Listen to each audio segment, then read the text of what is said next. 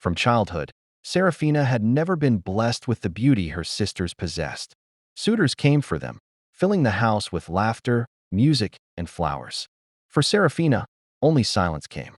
Years passed, and when marriage finally reached her door, it arrived in the form of a man 20 years older, a man known for his bitterness as much as his strength. His name was Dargan Holt. Dargan was a farmer with a sharp tongue and a temper that rose like wildfire.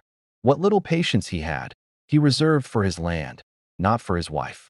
He scolded Seraphina for trivial mistakes, blamed her for the weather and the wilted crops, and sometimes, when rage overtook him, his hands turned harsh. Yet Seraphina endured it quietly, hiding bruises beneath long sleeves and telling her reflection, "He is my husband. Someday he might change." But change never came. Not until the day destiny disguised itself as 5 riders cloaked in dust. One scorching afternoon, Seraphina approached the village well to fetch water. As she lowered the bucket, she sensed the ground trembling. 5 armored riders emerged through a cloud of dust, men from the royal guard. Desperate for water, they asked her for a drink. She filled their flasks, expecting nothing in return. But the captain bowed his head gratefully and explained why they had come. The princess of Alderia swallowed a fishbone.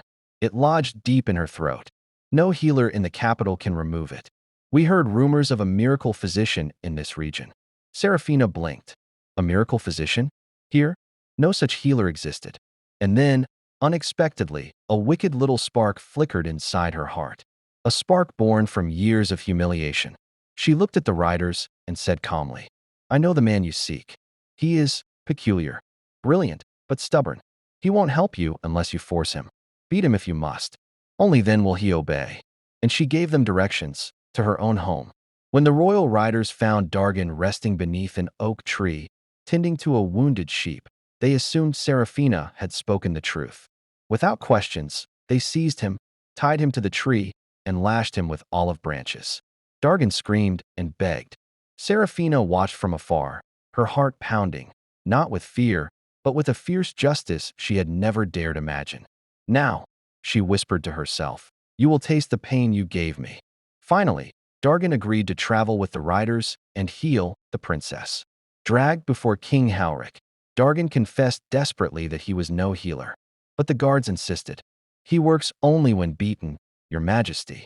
The king ordered him struck again until he surrendered. Barely conscious, Dargan was pushed into the princess's chamber. She watched him stumble, howl, and clutch his bruised feet, and the absurd sight was so ridiculous that she burst into laughter. The fishbone flew free from her throat. The king, overwhelmed with joy, declared, "You have saved my daughter. Name your reward." Dargan asked only for a carriage home. But fate wasn't finished with him. News of the princess's recovery spread like wildfire. Soon, thousands crowded the palace gates, blind men, the lame, the fevered, the hopeless. They demanded to see the legendary physician. Dargan froze in terror. "If I fail, the king will kill me."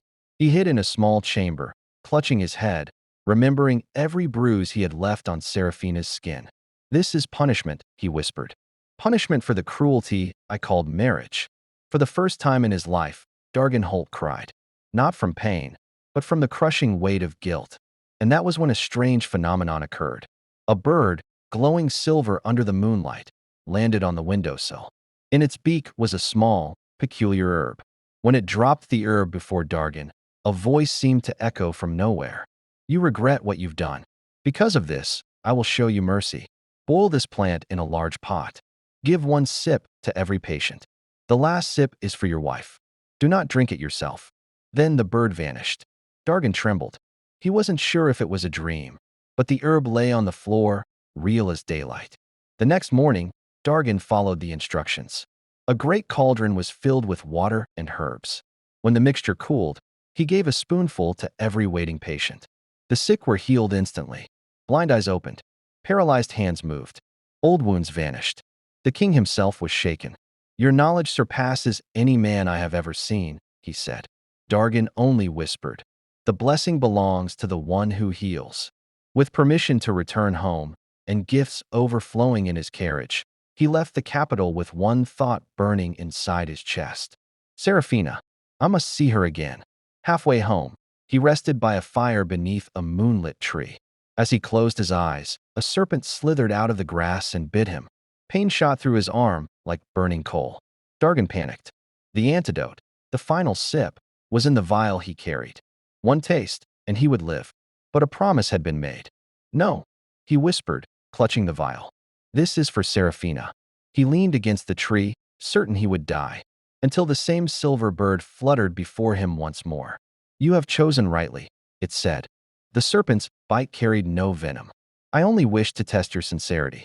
Now rise. Your life is not meant to end tonight. Dargan stared at his hand. The swelling was gone. The bird vanished for the last time. When he reached his home, the familiar shape of Serafina appeared on the doorstep. She was grinding grain and humming a soft tune about longing and absent love. Dargan felt something inside him collapse. How could I have been so blind? She had always been gentle, faithful, patient, everything he had never deserved. Serafina turned, startled, and ran to him. He embraced her, something he had never done so tenderly. I have wronged you, he said, voice breaking. But if you'll allow it, I want to spend my life making amends. He offered her the vial. This will restore your strength. She drank it, unaware of what it truly was. Moments later, when she returned with food, Dargan gasped aloud. Her face, once plain, now glowed with beauty, so striking it seemed unreal. Serafina, is that truly you? She touched her cheeks, astonished. A young woman stood where the weary wife had once been.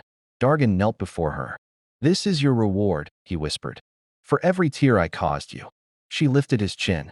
If you keep treating me like this, she laughed, I'm going to grow arrogant. They dined together that night, speaking softly, smiling often. In that small, humble home, a cruel man had finally become a good one. And a woman who once endured in silence finally received the happiness she deserved. And from that night on, Serafina and Dargan lived a life filled not with wealth, but with peace. The rarest treasure of all. If you enjoyed the story, please subscribe and let us know where you're watching from. Goodbye.